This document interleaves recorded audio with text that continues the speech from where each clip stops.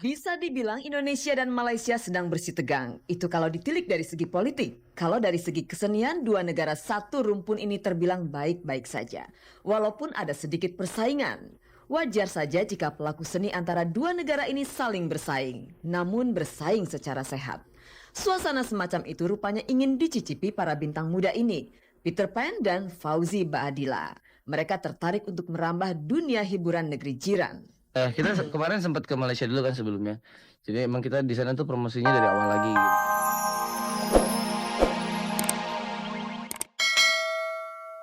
Halo pemirsa, selamat pagi. Senang sekali saya Nadia Mulai bisa kembali menemani Anda di Ghospot, gosip terdepan seputar orang ternama. Dan senang juga saya akan menemani Anda untuk menjelajahi seluk-beluk dunia selebriti, menjaring gosip terpanas, dan juga membongkar fakta yang tersembunyi di balik gemerlap kehidupan dunia selebriti. Pemirsa, bersama Ghospot, Anda tidak perlu was-was ketinggalan berita. Dan inilah sajian segar khusus buat Anda yang haus akan berita-berita selebriti.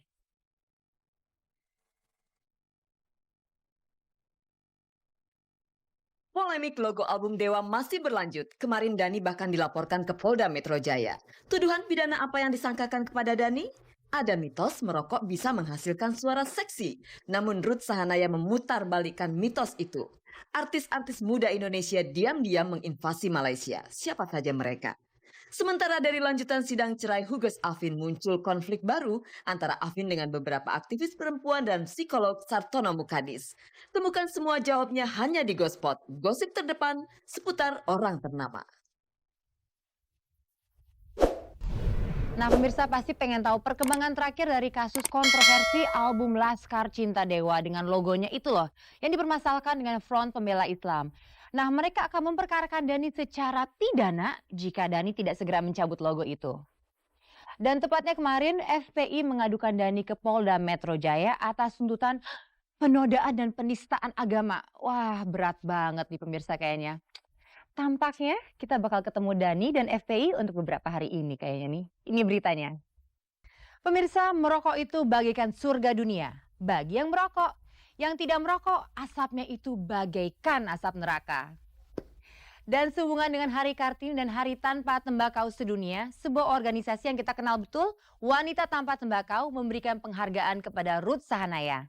Nah, Mbak Ute ini dinilai sebagai seorang artis yang selain karirnya baik, bebas rokok dan bebas gosip. Yang benar nih.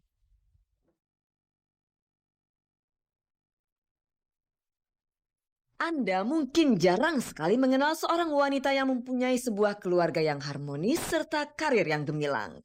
Tapi jangan heran kalau Ruth Sahanaya mampu membangun keluarga dan karir secara beriringan dan keduanya berjalan sukses. Kesuksesan itu bukan tanpa kerja keras. Dan kerja keras UT selama ini berbuah penghargaan yang berasal dari Yayasan Wanita Indonesia Tanpa Tembakau.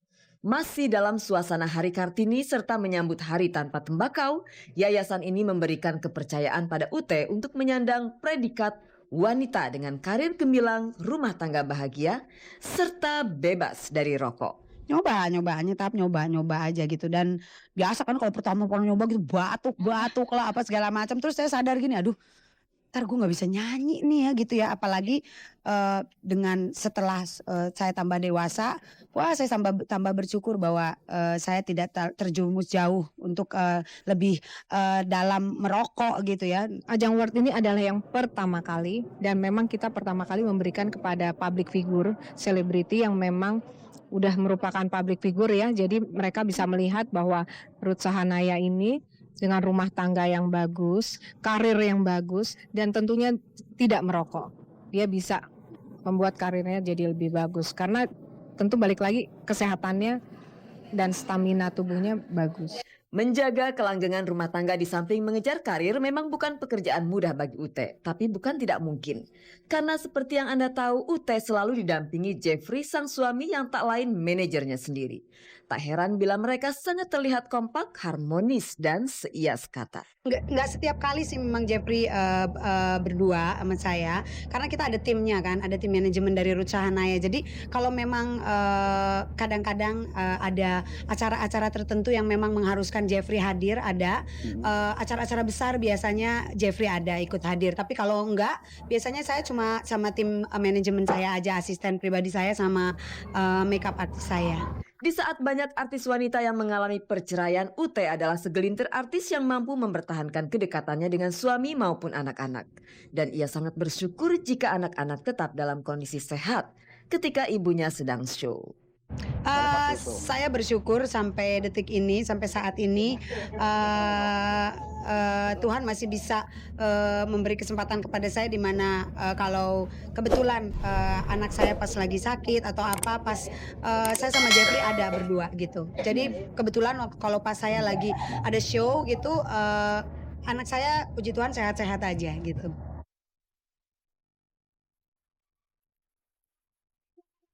Pemirsa, tampaknya Malaysia menjadi pilihan yang tepat bagi artis kita yang mau go internasional. Sebut saja Fauzi Badila sedang mencoba peruntungannya di negeri jiran itu, dan juga Ariel Peter Pan yang sesaat lagi akan menggelar konser di sana. Dan ini membuktikan pemirsa bahwa artis-artis kita nggak cuma jagoan kandang, mereka berani berkreasi di luar negeri. Tadi mau ke Malaysia juga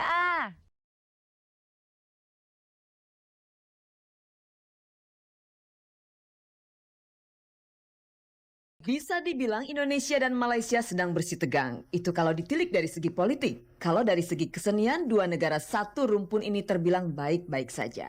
Walaupun ada sedikit persaingan. Wajar saja jika pelaku seni antara dua negara ini saling bersaing. Namun bersaing secara sehat. Suasana semacam itu rupanya ingin dicicipi para bintang muda ini. Peter Pan dan Fauzi Baadila. Mereka tertarik untuk merambah dunia hiburan negeri jiran. Kita kemarin sempat ke Malaysia dulu kan sebelumnya. Jadi emang kita di sana tuh promosinya dari awal lagi gitu. Jadi pertama kali ke sana itu promosi TV, radio segala macam, majalah. Sekarang kita ke sana lagi, kita mau coba konser gitu. Ada salah satu stasiun TV kalau nggak salah ya. Terus kita semua kemarin pemain yang main film tentang dia, terus dari pihak Cinemark, terus Rudi Sudjarwo-nya juga pada berangkat ke Malaysia untuk ya promosi dikit lah. Pas lagi ke sana lagi ada acara apa sih, kayak konferensi ya disiarin di siaran TV sana, terus ada foto-foto buat majalah. Maksudnya promo sebelum ke film ditayangin di bioskop di sana. Ternyata pas lagi di acara-acara itu ada dua produser. Ada dua produser, yang satu masih muda, cowok. Gue nggak bisa bilang namanya karena kan ini baru omongan doang. Gue sih kalau emang belum kontrak, gue masih bilang ini seandainya masih omongan doang ya. Yang satu masih muda, cowok. Yang kedua dia ibu-ibu, produser di sana. Sempet janjian tapi waktu nggak ketemu karena saling nggak tahu muka kan. Nah cuman sempat ada omongan untuk film di sana gitu. Bagi Peter Pan, mencoba meraup sukses di Malaysia akan segera terwujud. Berbeda dengan Fauzi yang masih harus menunggu untuk go international. Ini baru gue juga nggak tahu ya jadi apa enggak. Cuman katanya sih dia ada bilang dia mau ke Jakarta, sempet telepon-teleponan, dia mau ke Jakarta, terus dia mau ketemu apa. Pertimbangannya satu, terakhir-terakhir kan main film di sini di Indonesia. Ya ada yang nawarin dari luar negeri, menyenangkan. Peter Pan lebih maju selangkah dibanding Fauzi kalau soal mencoba peruntungan karir di Malaysia. Karena belum lama band asal Bandung ini mendapat penghargaan double platinum untuk album Bintang di Surga. Misalnya kita ke Malaysia kan kita promo buat penjualan di sana tuh maksudnya buat orang sananya gitu, buat orang Malaysianya. Itu baru Malaysia aja. Tapi kalau misalnya kayak buat menghibur orang kita sendiri yang di luar negeri, itu kemungkinan nanti kita ke Australia, ke Jepang, Agustus, Brunei, Singapura, ya sekitar Asia dulu.